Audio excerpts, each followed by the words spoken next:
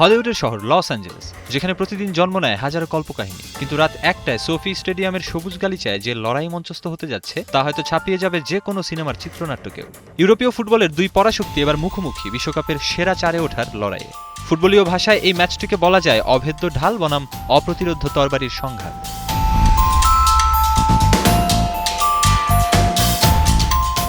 Luis দে লা ফুয়েন্তের Spain এবারের আসরে এক জীবন্ত দুর্গ।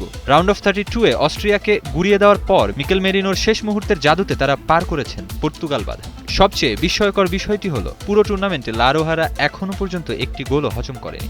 গোলপোস্টের নিচে উনাই সিমোনের দল অক্ষত। 609 মিনিট ধরে কোনো গোলই হজম করেনি এই দলটা। মাঝমাঠে ব্যালন ডি অর জয়ী রদ্রি আর তরুণ পেদ্রির পাসিং ফুটবল প্রতিপক্ষকে রীতিমতো ধাঁধার মধ্যে রাখে।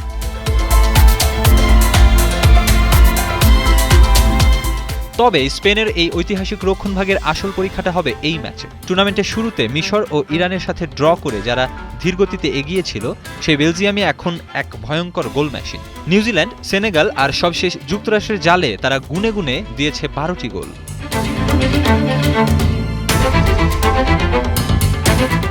কিন্তু মহারণের আগেই দুই শিবিরে বেজেছে ইনজুরির করুণ সুর। বেলজিয়ামের জন্য সবচেয়ে বড় ট্র্যাজেডির নাম আমাদু ওনানা।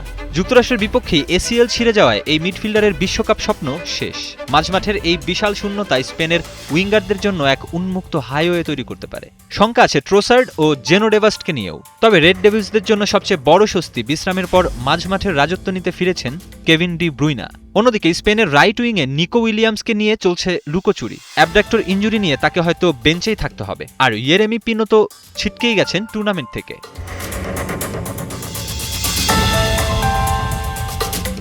পরিসংখ্যানের পাতায় একবিংশ শতাব্দীতে স্পেনের একচেটিয়া আধিপত্য। 2000 সালের পর 5 বারের দেখায় প্রতিবারই জিতেছে স্পেন। তবে বিশ্বকাপের মঞ্চের হিসাবটা একটু ভিন্ন। 40 বছর আগে 1986 বিশ্বকাপের এই কোয়ার্টার ফাইনালেই পেনাল্টি শুটআউটে স্পেনকে কাঁদিয়েছিল বেলজিয়াম। এই ম্যাচে যেন সেই মেক্সিকো বিশ্বকাপের ভূত ফিরে এসেছে লস অ্যাঞ্জেলেসের আকাশে।